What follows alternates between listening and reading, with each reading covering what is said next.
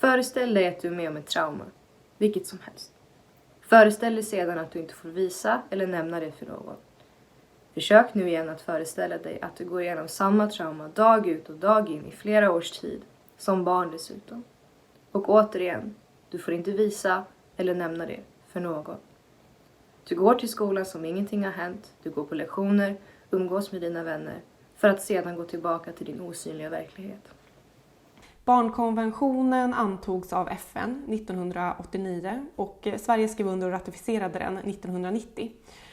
Och det betyder att när den ratificerar någonting så betyder det att liksom göra det till lagligt bindande i landet.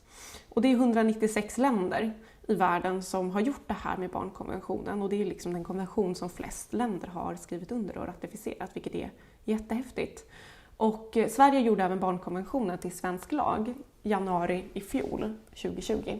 Det är ett historiskt steg framåt att vi har gjort barnkonventionen till svensk lag. Det tror jag verkligen också ökar trycket i samhället, ett ökat engagemang och också vilja att diskutera barns rättigheter. Vad betyder det för oss i vår verksamhet, i socialtjänsten, i skolan, för oss som är politiker till exempel? Hur kan vi göra det bättre för barn? Så att det här är ett otroligt viktigt steg framåt, men det räcker inte. Vi har väldigt mycket kvar att göra för att stärka barns situation i Sverige. Min största önskan, och som jag hoppas är alla medmänniskors största önskan, är att våra framtida barn ska präglas av rätt typ av uppfostran, glädje och massa kärlek. För att vi tillsammans ska kunna göra detta möjligt måste vi börja informera barn om deras rättigheter och framförallt predika för samhället om vikten av att ta ansvar för sin omgivning.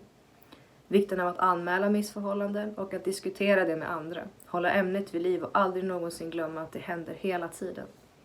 Och barnkonventionen har liksom 4 grundläggande koncept.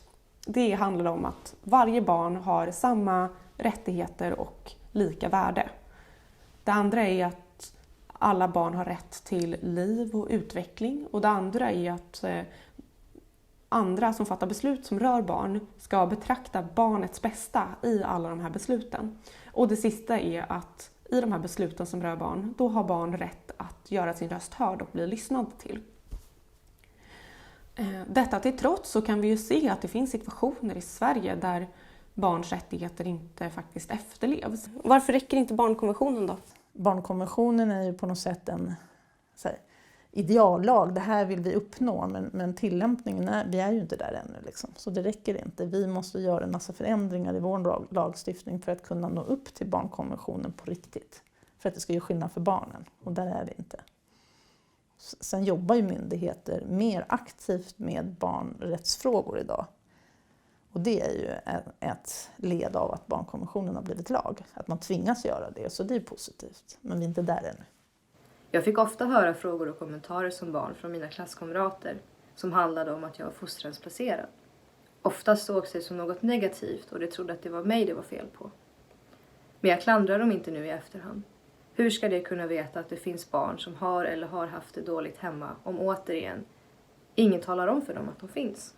En sån fråga där vi ser att barnkonventionen inte räcker är ju just frågan om barn som ser, hör och känner till våld i hemmet. Där vi ser att barn far väldigt illa och inte får rätt att bli lyssnad till, eller att besluten som fattas inte är till barnets bästa intresse eller välmående. Och att någon har en rättighet innebär ju också att någon annan har en skyldighet. Och i den här situationen så fastslår också barnkonventionen att det är i första hand föräldrar som har skyldigheten att säkerställa att barns rättigheter tillvaratas. I andra hand så är det vårdnadshavare. Och i tredje hand så är det staten som ska gå in och göra sitt yttersta för att säkerställa varje barns rätt, så som den fastslås i konventionen. Och jag tycker att det är viktigt när den pratar om barnkonventionen att det handlar om varje barns rätt, inte alla barns rätt. För barnkonventionen handlar just om att de här rättigheterna ska tillgodoses på individnivå. Varenda barn ska få sina rättigheter tillgodosedda. Vi ska inte kunna tänka att så här, barn som grupp i Sverige har sina rättigheter tillgodosedda. Utan varje individ handlar det här om. Det är sedan länge känt att man inte ska, får eller bör prata om det osynliga. Det osynliga som för de flesta utav oss människor inte existerar är för det andra en verklighet som sker bakom stängda dörrar. En verklighet som inte får nämnas, synas eller höras.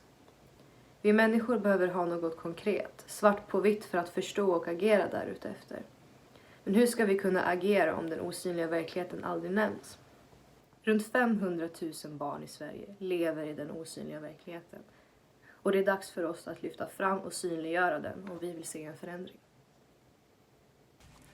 Äntligen har riksdagen beslutat om ett datum för omröstningen för den nya barnfridslagen. Den nya lagen kommer ge en historisk möjlighet för de 160 000 barn som ser, hör eller känner till våld i sina hem att få deras rättigheter tillgodosedda. Lagen innebär också ett genombrott för barnkonventionens status i Sverige. Genom att ha inkorporerat barnkonventionen i svensk lag så har politikerna visat på god intention. Men genom barnfridslagen så visar man på allvaret bakom den intentionen. Och visst, samhället behöver goda intentioner, men barnen, de behöver reell förändring.